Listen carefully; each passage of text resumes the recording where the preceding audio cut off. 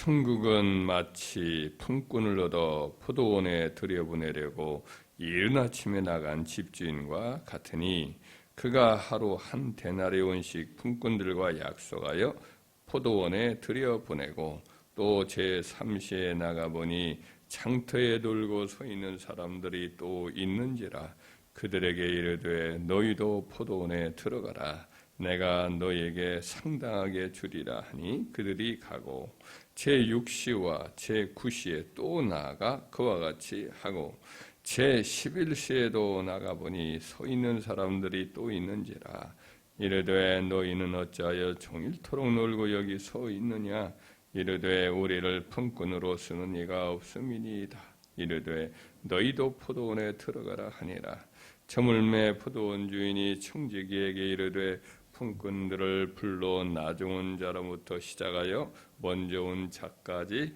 싹을 주라 하니 제11시에 온 자들이 와서 한 데나리온씩 받거늘 먼저 온 자들이 와서 더 받을 줄 알았더니 그들도 한 데나리온씩 받은지라 받은 후 집주인을 원망하여 이르되 나중 온 이 사람들은 1시간밖에 일하지 아니하였거늘 그들을 종일 수고하며 더위를 견딘 우리와 같게 하였나이다.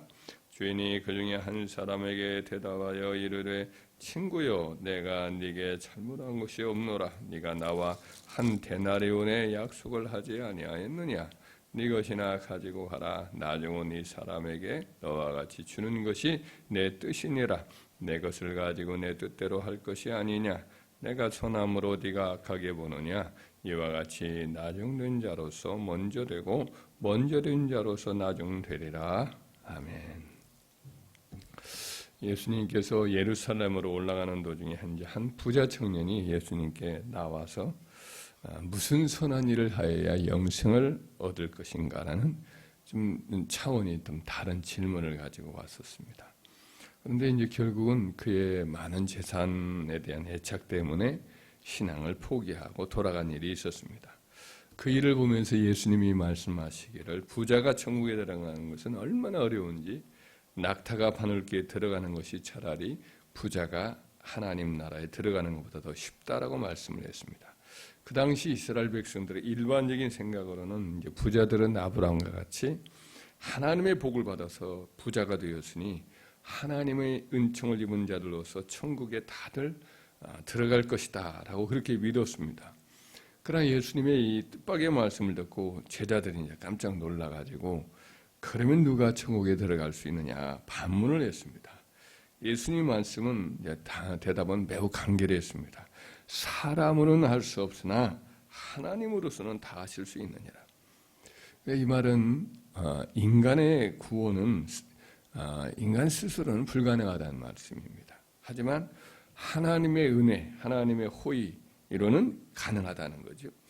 모든 사람은 다 하나님의 은혜로만 구원을 받습니다. 이 말을 듣고 이제 제자들 중에 베드로가 또 묻습니다. 보소서, 우리는 모든 것을 버리고 주를 따라 싸운데 그런즉 우리가 무엇을 얻으리까? 이렇게 대답을 합니다. 예수님은 자기 제자들이 어부들이었고 세리들이었습니다. 세리였는데 이제 하던 일 다 내려놓고 가정도 사실은 있는 분들도 상당수였을 텐데 가정도 내려놓고 이제 3년 동안 예수님을 따라다녔죠. 그들에게 이런 은혜스러운 약속을 하시죠. 내가 진실로 너희에게 이르노니 세상이 새롭게 되어 인자가 자기 영광의 보좌에 앉을 때에 나를 따르는 너희도 12보좌에 앉아 이스라엘 12지파를 심판하리라. 그러면서 이르기를 또 내 이름을 위하여 집이나 형제나 자매나 부모나 자식이나 전토를 벌인 자마다 여러 배를 받고 또 영생을 상속하리라. 그러나 먼저 된 자로서 나중되고 나중된 자로서 먼저 될 자가 많으니라 그랬습니다. 이제 제자들과 대화 속에 얻을 수 있는 중요한 구원을 이는 구원은 전적으로 하나님의 은혜로 얻지만은 그러나 구원받는 자들이 받는 상급은 그 행한 수고에 따라 주어진다라는 거지요. 근데 이제 마지막 말씀에 구원받는 자들 중에 먼저 된 자가 나중되고 나중된 자가 먼저 되는 일이 발생할 수 있다라고 주님이 말씀을 하셨어요. 주님 앞에 장차받게 될 상급의 분량들이 일반적인 계산과 달리 뜻밖의 경우도 있을 것이라는 거죠. 이 말씀을 듣자 제자들이 이제 무슨 뜻인지 모르니까 고개를 갸우뚱하지요. 그래서 주님은 제자들에게 더 깨닫게 해주려고 베푸신 가르침이 우리가 함께 읽은 이 포도원 품꾼의 비유입니다. 이 비유 속에 담긴 영적 교훈은 다음과 같습니다. 구원받아 주님을 위하여 일하는 시간들이 각각 다를 수 있다는 거죠. 이 비유 속에 이른 아침 곧 오전 6시부터 포도원에 나와 일하도록 약속된 자들은 모태 신앙일 것이다 할 수 있습니다. 태어나면서부터 이제 포도원의 사람, 곧 교회의 사람인 거죠. 그런데 이렇게 이제 처음부터 포도원에 들어와 일하도록 약속이 미리 되어 있는 사람들은 다 그런 건 아니지만, 일반적인 다 그런 건 아니지만 이제 이런 성향이 강할 것이라는 그런 의미를 갖고 있는 거예요. 다 먼저 된 자가 나중되고 다 나중된 자가 먼저 되는 거 아니니까. 그런데 이제 아까도 말씀했지만 처음부터 포도원에 들어와서 일하도록 이제 약속이 미리 잡혀 있는 사람, 그러니까 전날이라든지 그 이전에 품을 우리 집에 와가지고 우리 논에서 좀 일을 하십시오라고 이제 서로 약속을 주고받은 사람들인 거죠. 약속이 미리 되어 있는 사람들은 이제 하나님의 포도원에서 일하는 것 자체가 특권이고 영광이라는 것을 알지 못하지요. 감격하지 못하죠. 그냥 하나의 노동계약 정도로 알고 감격이 없이 일하는 그런 위험이 있는 거죠. 그러니까 구원의 은혜에 대한 감격이 없이 교회에 봉사하면서 그 봉사의 대가로 자기가 구원을 받고 상급을 당연히 받는다라는 생각에 잡힐 수가 있습니다.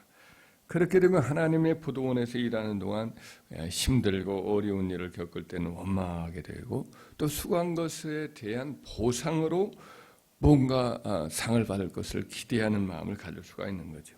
근데 반면에 이제 구인 장터에서 일감을 줄 사람을, 자기를 써줄 사람을 기다리는데도 없는데 뒤늦게 이제 포도원 주인으로부터 포도원에 가서 일하라라는 부름을 받은 사람들은 이제 다르죠. 아까 그런 사람하고 뒤늦게나마 일할 수 있는 기회를 얻은 것이 기쁘고 감격해서 일을 하게 되는 거죠.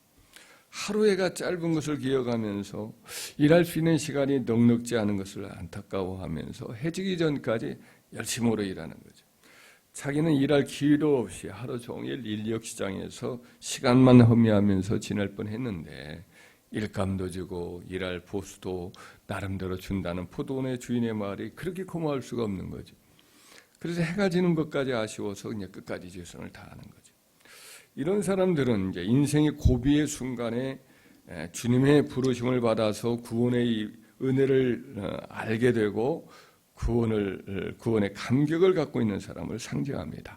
죄사함을 받은 감격, 구원의 은혜를 참으로 은혜로 알고 감격하는 사람이죠. 그러니까 자기를 구원해 주시고 불러서 일할 수 있는 그런 은혜도 너무 고마워서 주님을 위해서 뜨겁게 일하는 사람이죠. 주님의 포도원에 낮에 더위도 무릅쓰게 되고 일이 곧이어도 불평이 없어요.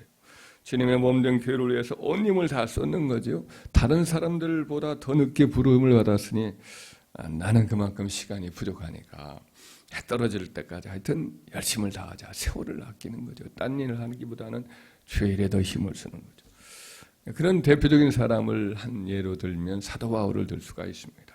사도 바울은 다른 사도로 부름을 받았지만 다른 사도보다 뒤늦게 믿게 되었지요.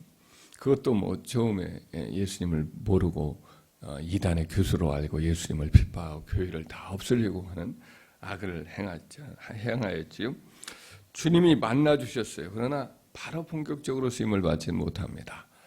그래서 고향 다소에 가서 한 10여 년 정도, 길게는 10여 년 정도를 푹푹 썩게 되지요. 그러다가 바나바를 통해서 발탁이 되어서 이방은 비율이 높았던 안디옥 교회에서 가르치는 교사로 일을 하게 되었습니다. 이후에 이제 성령이 보내심을 받아서 이방 지역 선교사로 파상이 되었어요.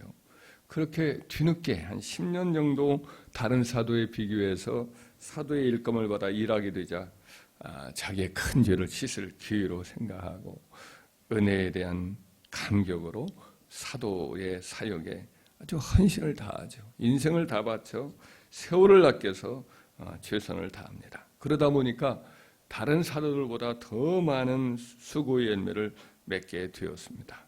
그렇게 많이 수고할 수 있음에도 불구하고 그것 자체가 이것조차도 하나님의 은혜라 이렇게 말을 하면서 하나님께 헌신하죠. 고린도전서 15장 10절에 그렇게 나와 있죠. 그래서 그가 이제 순교를 코앞에 둔 시점에서 로마 감옥에서 마지막으로 남겼던 편지 디모데 후서에 이렇게 이제 그는 확신을 합니다. 전제와 같이 내가 벌써 부어지고 나의 떠날 기약이 가까웠도다. 나는 선한 싸움을 싸우고 나의 달려갈 길을 마치고 믿음을 지켰으니 이제 후로는 나를 위하여 의의 면류관이 예비되었으므로 죽어도 의로우신 재판장이 나를 위하여 그날에 내게 주실 것이며 내게만 아니라 주의 나타나심을 사모하는 모든 자에게로니라 라고 고백을 합니다. 이 마지막 편지의 끝자락에 사도는 그동안 자기에게 주어진 기회를 받아서 남김없이 또 뒤로 물러감 없이 후회 없이 헌신하고 이제 곧 맞이할 주님 앞에서의 영광스러운 면류관을 기대하면서 기쁨으로 이제 순교를 맞을 준비를 하고 있죠. 그렇기 때문에 오늘 주님이 일러준 이 포도원 품꾼의 비유 말씀의 교훈처럼 인생 각자에게 이제 일몰 시간이 얼마나 남았는지 시간이 조금씩 차이가 있죠. 오늘 본문에 이제 미리 약속받은 사람은 하루 6시간, 12시간 내내 일할 수 있고 또 이제 아침 그 시간에 여기 있는 표현대로라고 한다면 6시간 이제 제3시가 말하자면 아침 9시예요.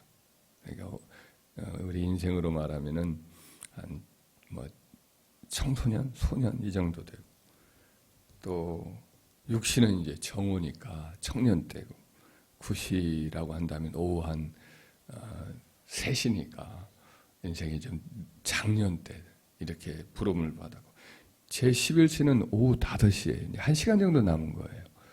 그러니까 뒤늦게 이제 예수님을 믿는 거죠.